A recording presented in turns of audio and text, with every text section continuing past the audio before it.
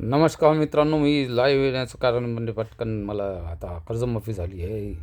शेतकऱ्यांचं अर्थ चांगली गोष्ट आहे, पण इतका वेळ कसा? 6 वर्ष कसे शेतकऱ्यांना लटकून ठेवले? बँका सगळ्यांचा हिशोब मी घेणार, तुमच्यासमोर आहेच.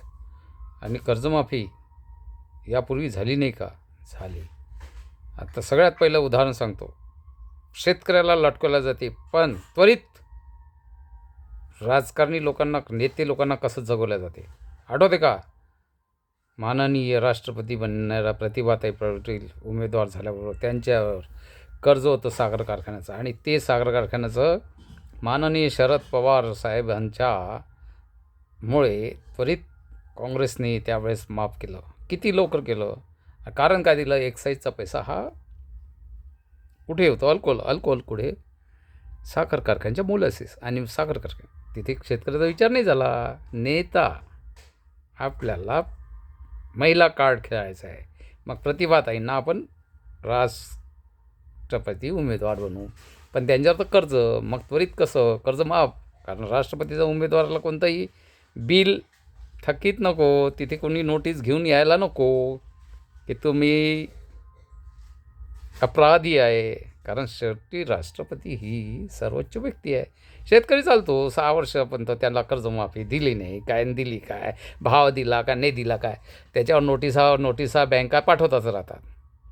हां, त्याला त्याचे कर्जमाफीस पात्र झाला नाही पाहिजे, नवीन योजना घेता आली नाही पाहिजे. त्याला जर आता जलयुक्त शिवाराची किंवा विहिरीची द्यायची असेल तर ड्राय झोनमध्ये टाकायचं. ह्या सगळ्या समस्याचा कोणी विचार केला आहे का? शेतकऱ्याला जगण्यासाठी नाही, राजकीय नेते आपका जगण्यासाठी.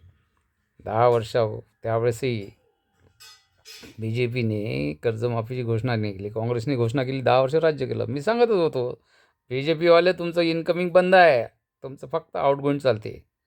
तुम्हाला ही बुद्धी सुचली नव्हती. प्रतिभा ताईंचा जसं राष्ट्रपती कॅन्डिडेट केला, तुम्ही सुषमा स्वराजांना पंतप्रधान कॅन्डिडेट करते, तर महिला कार्ड समोर महिला कार्ड. पण तुम्हाला तुमची जे थिंक टँक आहे ना, कुठे गळती लागली आहे, कुठं तुम्हाला ऐकायचं नाही, तुम्हाला दुसऱ्याला ऐकायचं आहे. आणि शेतकऱ्याचाच विचार तुम्हाला होताच नाही, आतासुद्धा नव्हता.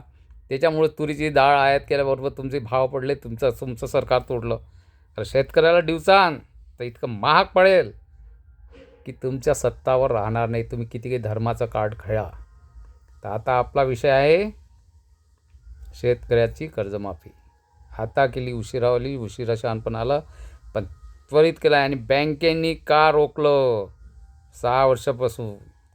कसे त्यांना शेतकरी नाही, कर्जमाफी पात्र नाही, कसे सहकार विभागाने दिले? सहकार विभागाला पूर्णपणे बाजूला करा, कामावर काढा.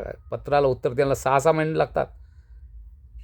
HDFC बँकेने दिल्यानंतर मग त्यांना